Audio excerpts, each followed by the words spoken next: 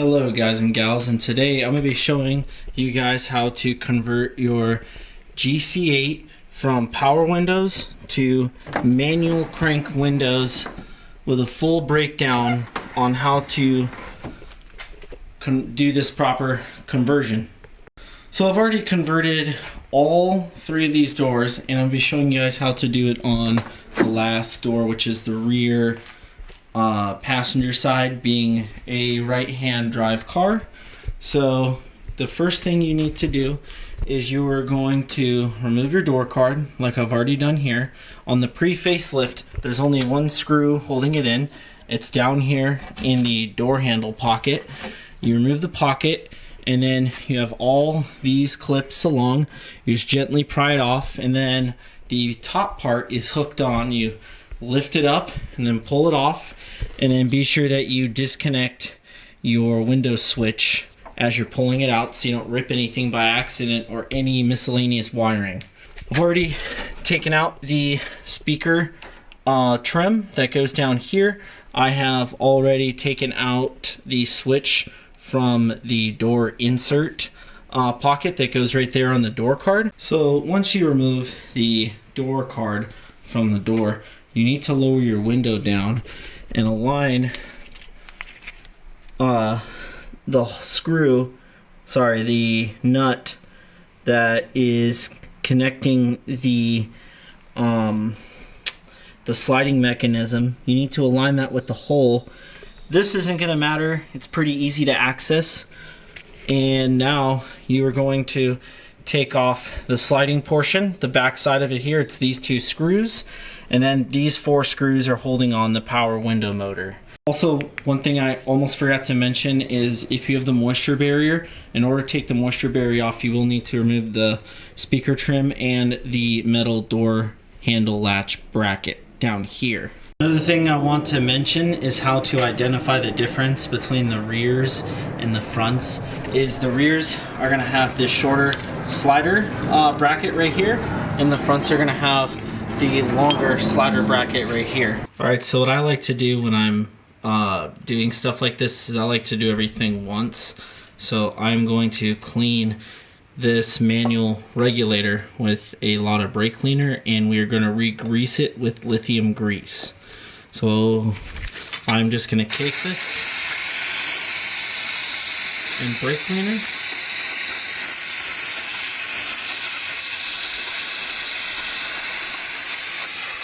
Really focusing on cleaning the tracks out with the old grease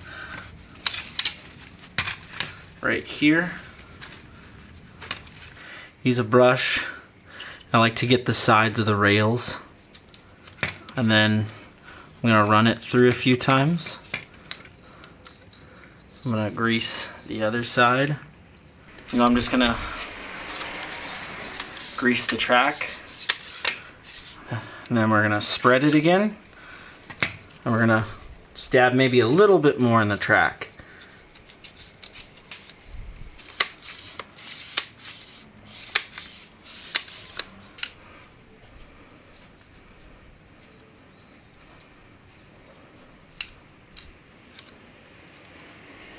Alright, this is my test manual crank.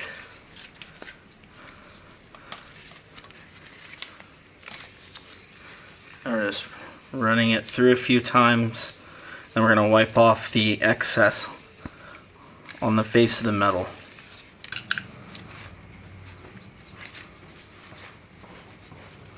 Just like that. And then now, let's go put it inside the car. Alright, so first thing we're going to take off is these two bolts or nuts right here. That is going to be for the small slider. You can use either an electric ratchet or you can use a normal ratchet. I'm going to use an electric ratchet for video purposes.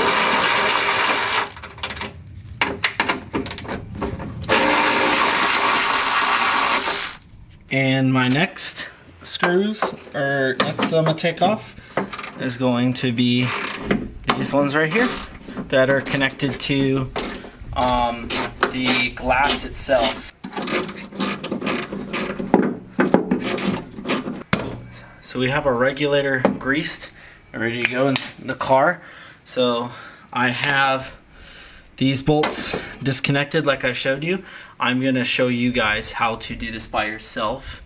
It's not for everybody, but it's a way. So first thing is you're going to need to get a firm grip on the glass, and then you're just gonna need to disconnect the links from the glass. So just like that. And then now you're gonna raise the glass, being sure that I'm in the weather stripping and the guides. So now that the window's up, to prevent it from going down, I like to put a piece of duct tape. I always put a little handle, and then you're gonna put it on the trim on the outside, the black trim. And that'll hold the window in place. I'll show you guys the other side with that. Alright, so now that the glass has been raised and is being secured with duct tape, we just need to take these 4 bolts out, and we need to disconnect the connector right here. That is for the window motor. And then you'll have the female end like you see here. Feed that through. I wanted to mention something before. It's not the 4 bolts like I said before. It is just going to be this bolt and this bolt, because the spindle for the manual crank is going to go through here, and you're only going to be able to mount these 2 bolts on the side. For the rear will only use those 2. The front 2 regulators on both sides will use both all 4 bolts. So that is going to be the big difference between the front and the rear, besides the length of the dowel that's over here. Or not the dowel, the track. So it'll just be those 2 bolts that are used.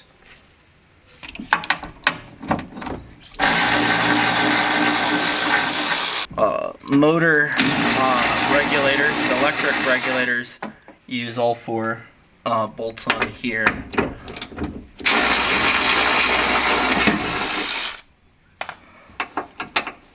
So I let that drop there. I don't really care too much, because I am going to end up probably scrapping the electric motors. I started wiggling out the motor, but the scissor mechanism is pretty much sandwiching the door guide. So you have to take out this bottom 12mm bolt in order to move the guide, so you can wiggle out the rear motorized window regulator. And like I said, it's a 12mm, not super hard.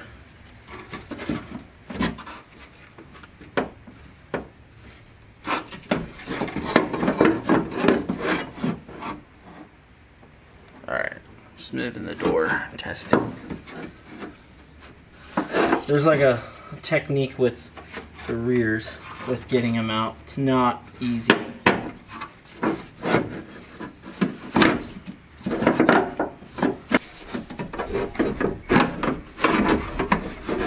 Alright, looks like more progress.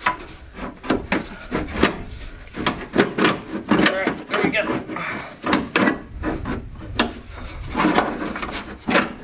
Alright. So that is a power window motor for the rear left-hand side, whether you have a right-hand or left-hand drive car. That is how the motor is mounted in there.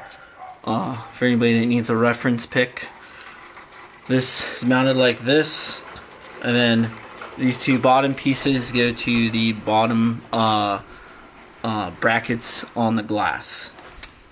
So we're gonna move that out of the way. And we're going to start getting our manual regulator in. This is super easy because you don't have to deal with the motor getting in the way of everything. But I'm not going to connect the bolts for the door guide just yet. I want to get this regulator through. At least start getting it in a position.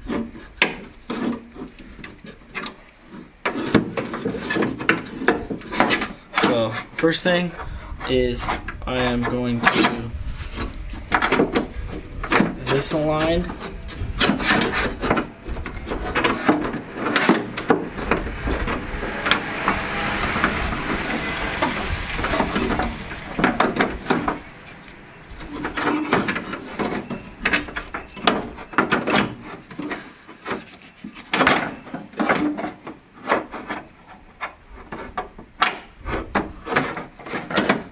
So now that I got these two in, I'm just going to put 2 nuts on there just to keep it in place.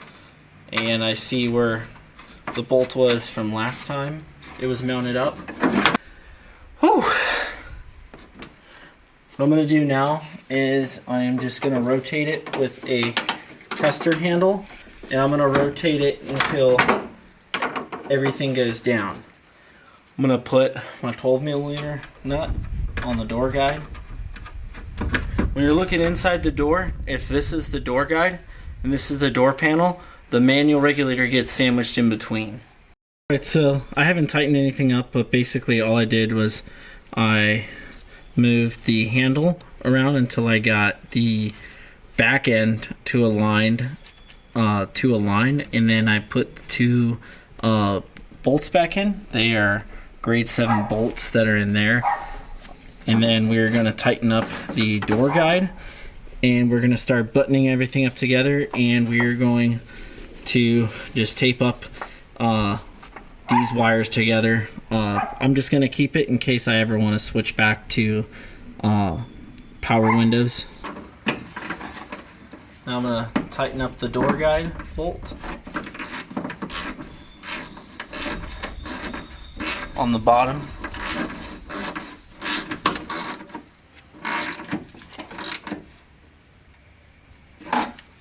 I don't know the factory specs, but I am just gonna go to where it's tight, but not overly tight. Guide there.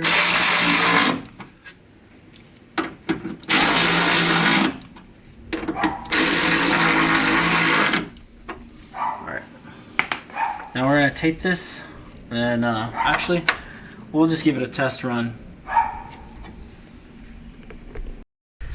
So now what you need to do is you need to align this hole up like we did at the beginning of the video. And now we're going to take the tape off, and we're going to start dropping the glass, and we're going to connect this bottom slide bracket to the bottom of the door. This is aligned, and it's sitting on that bolt. We're just gonna start tightening it down. Alright, now we got threads.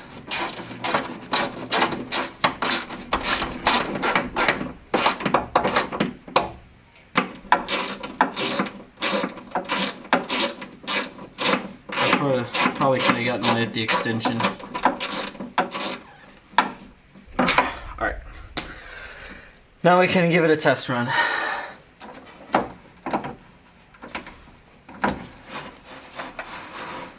Alright, we're definitely gonna need a lot of grease. There's a lot of resistance.